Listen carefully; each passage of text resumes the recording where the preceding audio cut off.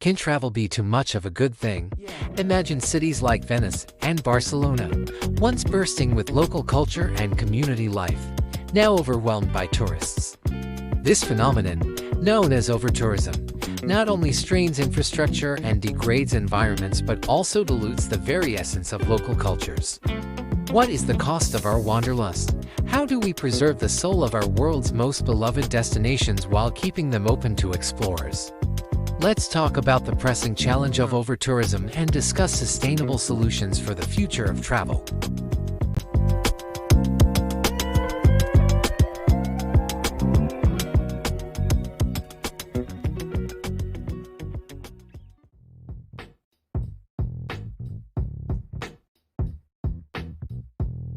In many historic cities, the infrastructure is simply not built to handle the millions of tourists that flood their streets annually.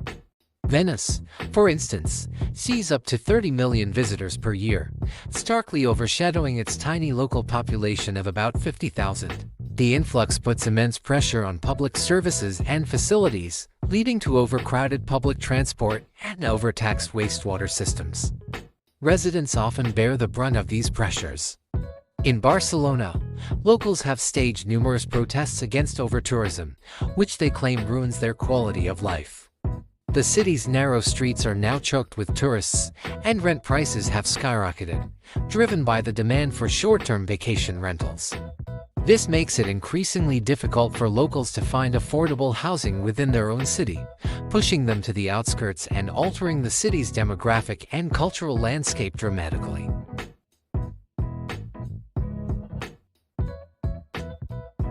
The environmental impact of overtourism is equally alarming. In Thailand, the beach made famous by the Leonardo DiCaprio movie The Beach was closed indefinitely to recover from the damage caused by up to 5,000 daily visitors. In places like Santorini, the sheer volume of tourists contributes to significant pollution and waste problems, stressing local ecosystems. Cities like Dubrovnik have also faced challenges with cruise ships, which dock for the day and unleash thousands of tourists who contribute little to the local economy but significantly to the city's congestion and pollution. The visual impact is stark. Massive cruise ships often dwarf the ancient architecture, compromising the very beauty that draws people to these locations. As cities transform to cater to tourists, local businesses often give way to souvenir shops and fast food chains, eroding the local culture and identity. In Rome, historic sites are often surrounded by vendors and street performers who cater to tourists, which can diminish the authenticity of the visitor experience. Local traditions and lifestyles are also disrupted. Festivals and markets, once the heart of community life, have turned into tourist spectacles. In some cities, traditional festivals have adjusted their dates or programs to conform to the tourist peak season rather than local significance. While tourism is a vital source of income for many cities, overtourism can lead to an economic dependency that is dangerous. Venice's economy, for example, is heavily reliant on tourism, which discourages investment in other sectors. This monoculture can be precarious. Any change in tourist numbers, be it from economic downturns or pandemics, can have devastating effects.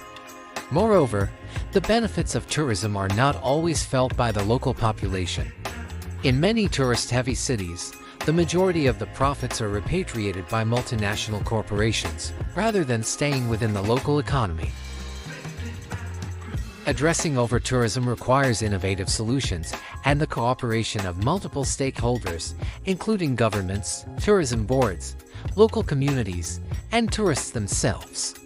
Some cities have already begun taking action. Cities like Dubrovnik and Venice have implemented measures to limit the number of tourists. Dubrovnik has worked with cruise companies to manage the flow of visitors to reduce overcrowding. Many places are shifting their marketing strategies to encourage visits during off-peak seasons and to less crowded areas, spreading the tourism load more evenly throughout the year. Ensuring that the benefits of tourism are distributed widely by supporting local businesses and infrastructure improvements that enhance quality of life for residents. As we move forward, it is crucial for destinations grappling with overtourism to find a balance that respects the rights and needs of local residents while welcoming tourists in a sustainable manner. The challenge is significant, but the cities that succeed in this balancing act will safeguard their heritage and ensure that they continue to thrive for generations to come. By fostering responsible travel practices, we can ensure that tourism remains a positive force in the world. That is all for today. Thank you for watching. I hope you enjoyed this video. If so, please subscribe to the channel and leave a comment to tell us how you feel about this very important topic. See you next time.